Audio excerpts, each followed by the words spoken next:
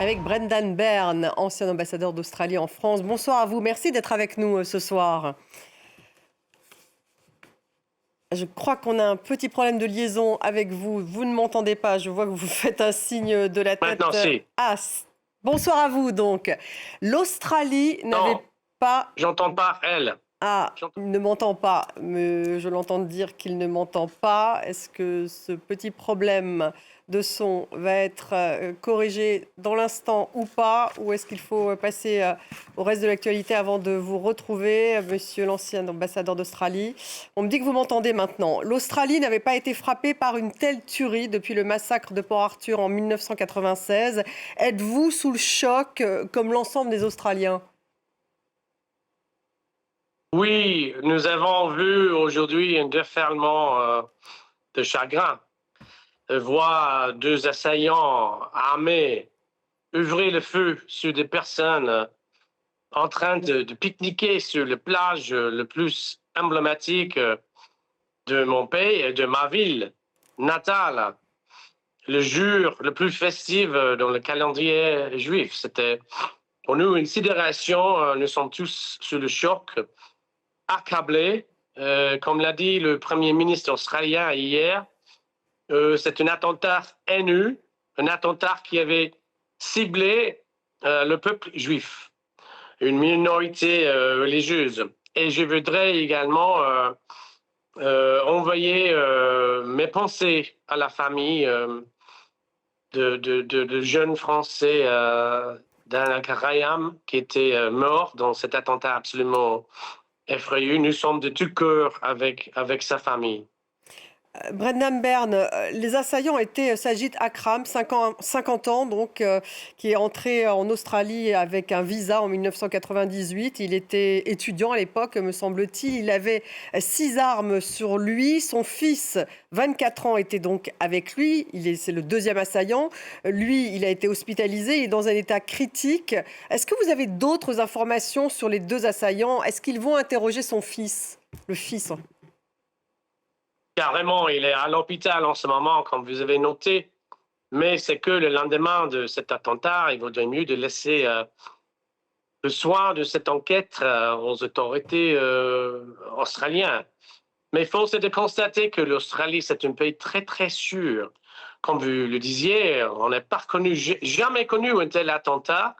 C'est la raison pour laquelle c'est à la une à Paris, à New York, à Londres.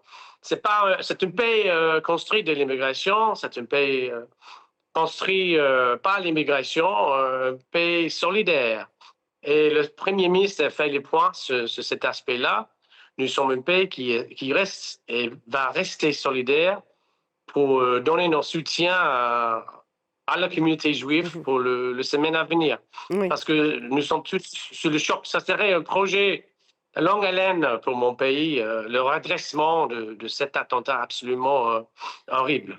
Oui, attentat antisémite, hein, vous l'avez bien dit. L'attaque de Sydney est survenue alors que débutait Hanouka. Une série d'attaques antisémites a eu lieu en Australie depuis plus de 2 ans. Le gouvernement australien a d'ailleurs accusé Téhéran d'être à l'origine de 2 de ces attentats. Il a expulsé il y a 4 mois l'ambassadeur iranien.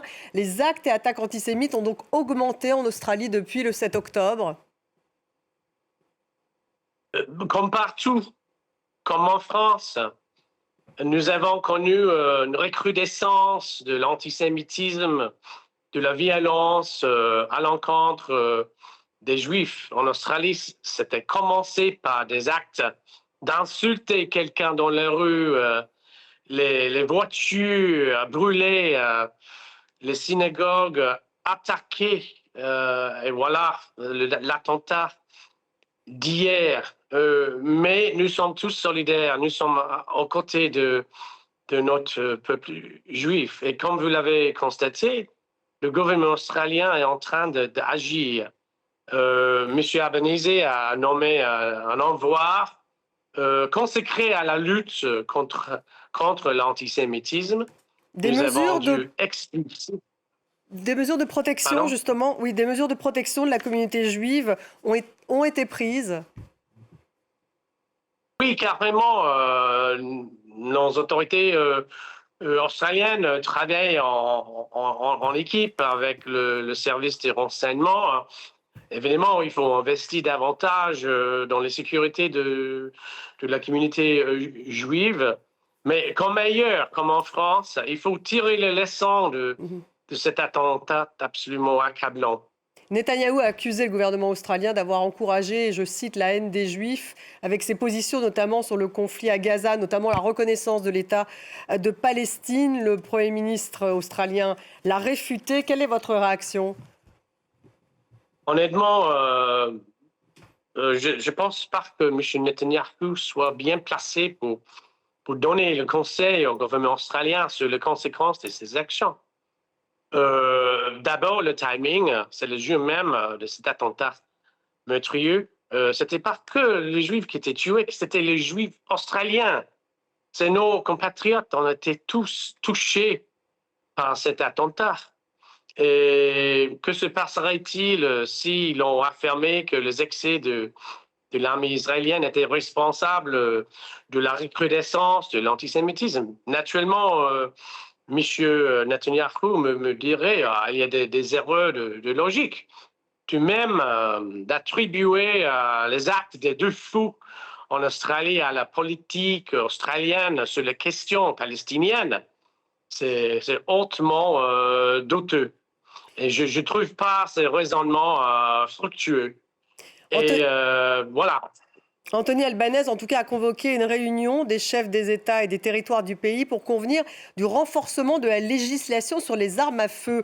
Elle n'est plus adaptée alors qu'elle est censée être l'une des plus restrictives. Voilà, ça veut dire que les éléments criminels ont toujours des options pour obtenir une arme à feu, comme vous le savez peut-être, dans les années 89, nous avons dû resserrer notre politique autour des armes à feu après un massacre terrible. Et voilà, c'est toujours un projet à pied. Et le gouvernement australien va agir, que ce soit par le biais de législation ou d'autres mesures. C'est pas les États-Unis, hein. C'est pas une culture de armement dans la rue. Hein. C'est rarissime de voir une fusillade de masse, comme on l'a vu hier à Sydney. Le gouvernement va agir avec le soutien à 100% du peuple australien. Ils vont, en fait, on voit tout de même que le nombre d'armes détenues légalement n'a cessé d'augmenter depuis 20 ans. Comme partout, hein. C'est toujours un problème, c'est un challenge pour nous. Mais le Premier ministre a bien tranché et on va agir. Merci beaucoup, Brendan Byrne, ancien ambassadeur d'Australie en France. Merci d'avoir été avec nous ce soir.